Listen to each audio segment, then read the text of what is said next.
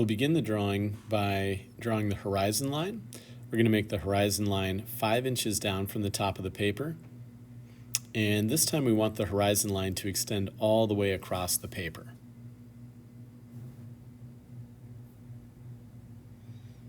Since our rulers are not as wide as the width of the paper, start by tracing the horizon line towards the middle of the paper and then use your ruler to extend the horizon line to the edges of the paper. By making the horizon line this wide, it allows us to stretch our vanishing points all the way out at the outer edges of the paper, and that's going to help us make our house be more proportionate and realistic. I want you to measure over 8 inches in from the left-hand side of your paper, and we're going to start with the first vertical line that will establish the corner of the house. This vertical line will be 1 inch above the horizon,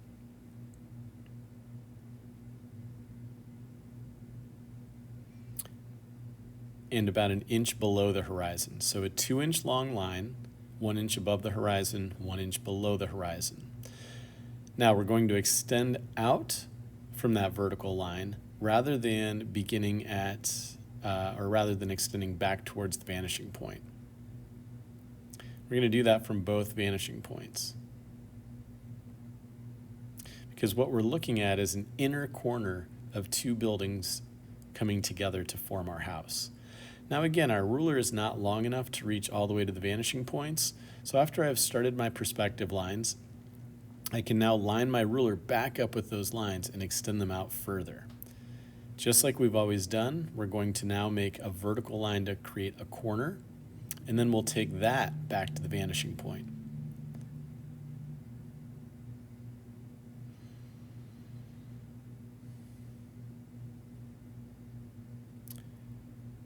Discover where you want the far left side to be.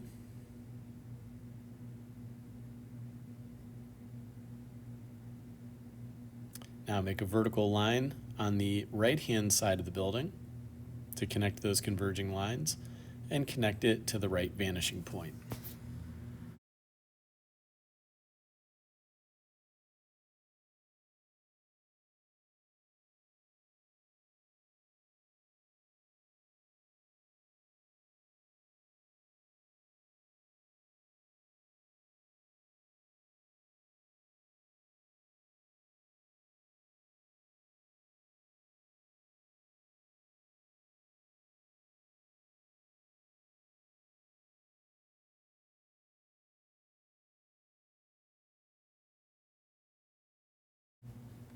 The next part of the house that we're going to draw is the porch. The porch is going to be on the right side of the house, and it's going to extend out in front of the house. Begin by extending the bottom of the house out further, make a dot up a little higher, and extend that out from the right vanishing point as well. Now we're going to connect those 2 lines together with a vertical so that we can see the side of the porch. Take a moment to erase the bottom of the house, especially anything that's inside of that side of porch view.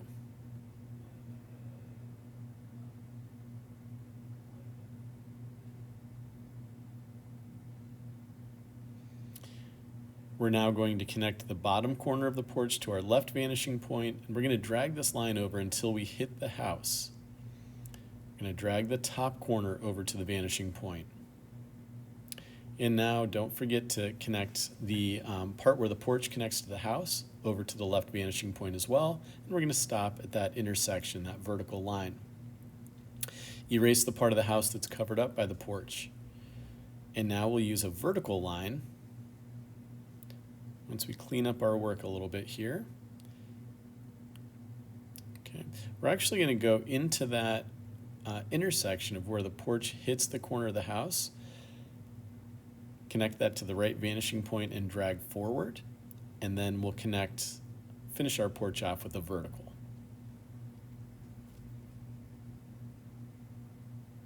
Remember to continue to look at our finished drawing to have a sense of what it is we're creating and why. The next part of the house we need to make is the extension. I kind of consider this to be the sunroom or the pool room that's over here on the right side of the house. Starting with a vertical line that goes from the bottom of the right side of the house and extends up above the horizon. Now, because this part of the house is pretty far away from the vanishing point on the left, we have to line our ruler up with the left vanishing point and then slide it over while still trying to keep it aligned with the vanishing point. If you have a longer ruler at home, you can always use a longer ruler and you won't have this problem. We're extending this part of the house off of the right side of the house over towards the right side of the paper. Therefore, my converging lines stretch over towards the right. I'm erasing any part of the house that is covered by this new extension of the house, including the horizon. If the horizon line is covered by the house, it's okay to erase it. We're going to end up covering this bottom corner of the house as well on the far right, so let's go ahead and erase that right now. Now, just like we did with the porch, we need to connect these three corners, this time to our right vanishing point, starting with the bottom corner, now the top corner, and we'll see the left top corner does not need to connect because we wouldn't be able to see that information. Look at where the far bottom corner of the house used to be. Align that with the left vanishing point and drag a line forward to the right until it hits the bottom converging line of this extension of the house. That's going to tell us how far back that part of the house needs to be. And now a vertical line straight up until we hit the top of that new wall that we've established.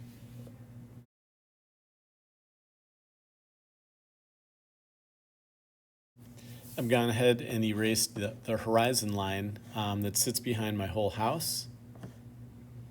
Okay, this allows me to have more clarity in what it is I'm seeing and creating. Now, I need to create a roof on my house. On the right portion of my house, the triangular peak of the roof will be on that right-hand side. So you can see I've created an X within the corners of that side of the house, and I'm dragging my roof line up, or the peak of my roof up, and connecting that peak to the front and back right corners of that main portion of the house. Now I'm going to take the peak of the roof and connect it down to my left vanishing point.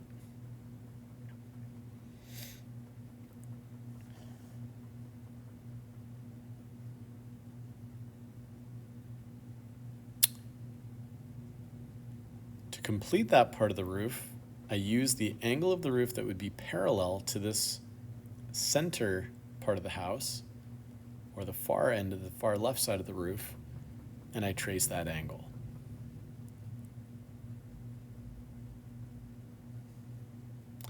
Now we're going to make the roof on the left side of the house. So once again, we begin with an X to find the center of the wall. We're going to follow pretty much the same process.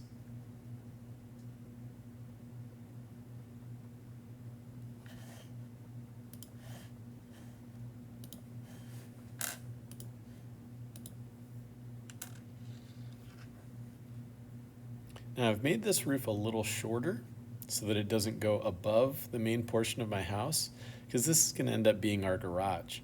Once again, I take the peak of the roof and I connect that back to the right vanishing point this time, and I'm going to drag it back until it intersects the main roof. So I've erased the X's on both sides of the house. I'm now going to begin drawing the garage doors. There are two garage doors on this front left side of the house. So I'm going to start with the vertical line that represents the closest part of the garage door to me. Connect the top of that vertical line to my left vanishing point and extend it across that wall, and then cap it off with another vertical line. So this could be one large garage door, but instead I'm going to split this into two vertical garage doors by adding two more vertical lines towards the middle of that garage door area. We'll erase a little bit here so that those two doors are separated. We're going to make the garage door that's closest to us closed, but kind of sit into the wall a little bit. So I connect the lower left-hand corner of that garage door to my right vanishing point, make a small line. I'm going to do the same thing now on the far garage door, but for this garage door, I'm going to make it look like it's open. So I'm extending that perspective line all the way within the garage. On the garage door that's closer to us, I now connect the end of that perspective line to my left vanishing point, and I drag back across the bottom of the garage door, and then I make a vertical line to complete the door.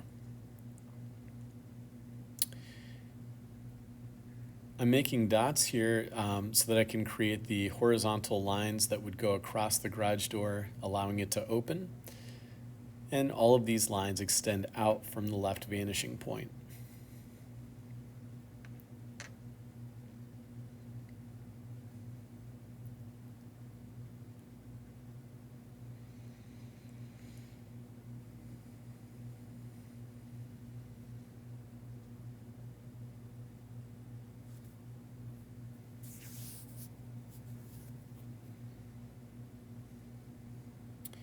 The next thing we need to do is erase this old bottom of the wall on both garage doors, because now our closest garage door sits into the wall and our far garage door is open so that we can see into them.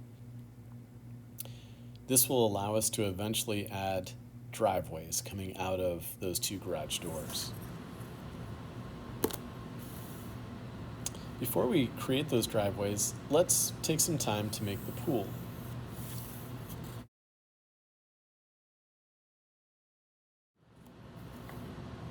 The pool is going to extend out from the right vanishing point, and I'm starting by making the side of the pool that is closest to the house, and then creating the side of the pool that is farthest away from the house or on the far right side.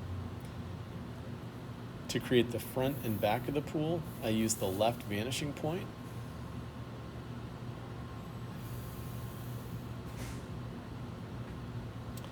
And if we remember, a pool is a flat rectangular shape sitting on the ground that we can then add some lines that show that it goes down into the ground. If I repeat this process and make a wider and longer rectangle around my pool, I create the cement apron or sidewalk that would surround the pool. Try to make those things so they're proportionate to each other. So if you notice, I just erased mine, and that's because I felt like it was too skinny on that far right side. None of these lines are horizontal. All of these lines come from the vanishing point, because in two-point perspective, we have no horizontal lines. All of my angled lines connect to a vanishing point. None of these are random angles. It's always important that we erase as we go, so take some time to erase the extra lines.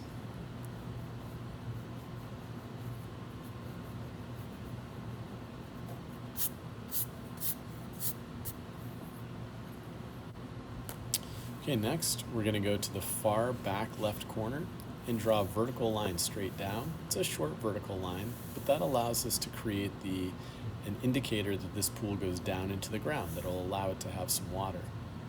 We don't want the line to be too long because then it'll look like the pool has run out of water, okay? I'm connecting that vertical line to my left vanishing point and now my right vanishing point. And what that does is it shows the water line inside the pool. You'll notice I've not added any water texture or diving board or ladder. Those are some optional things that you can add when you start to work on this project to customize it. Now we're going to add the garage driveway. To do this, we align the width of the garage door to my right vanishing point and extend outward towards the left side of the paper. Make sure you're aligning your ruler with the vanishing point.